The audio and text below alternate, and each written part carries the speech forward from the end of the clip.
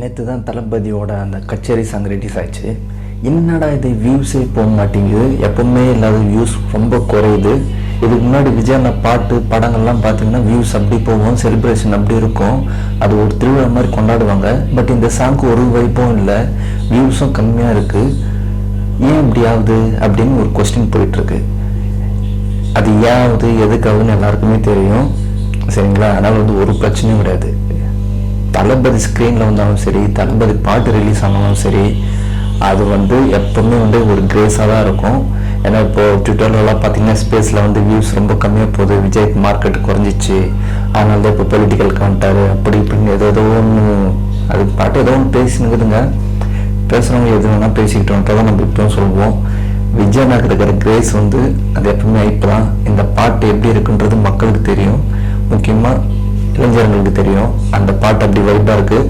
அவங்க ரொம்ப ஐப் ஏற்ற வேண்டாம் அப்படின்றனால மட்டும்தான்.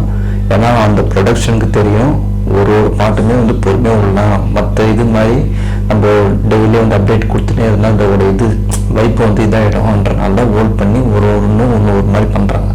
அதனால் விஜய்னாக்கு மவுஸ் குறைஞ்சிச்சு, ஐபி இறங்கிச்சுலாம் கிடையாது. ஸோ அவருக்கு ஐபி எப்பவுமே இருக்குது, வியூஸ் போயிட்டு தான் இருக்குது.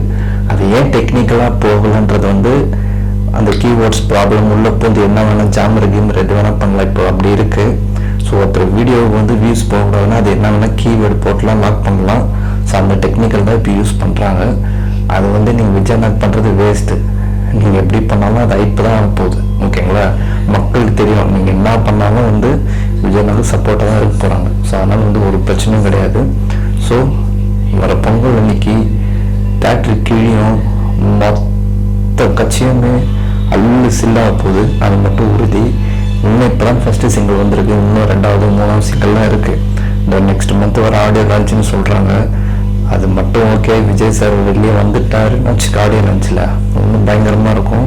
ஸோ இந்த பாட்டு டைப் குறையில, நல்ல பரமாகவே இருக்குது, ஒரு லிரிக்ஸை வேறு தன்மாக இருக்குது. ஸோ அதுக்காக வெயிட் பண்ணுறோம். இன்னும் அடுத்தடுத்த சிங்கிளுக்காக முக்கியமாக வெயிட் பண்ணுறோம். விஜய் அந்த ஸ்பீச்சுக்கு ரொம்ப ஈகராக வெயிட் பண்ணுறோம். இந்த பாட்டு எப்பவுமே ஹை லெவல் தான், மில்லியன் மேலே மில்லியன் போயிட்டு தான் இருக்க போகுது. Don't miss it.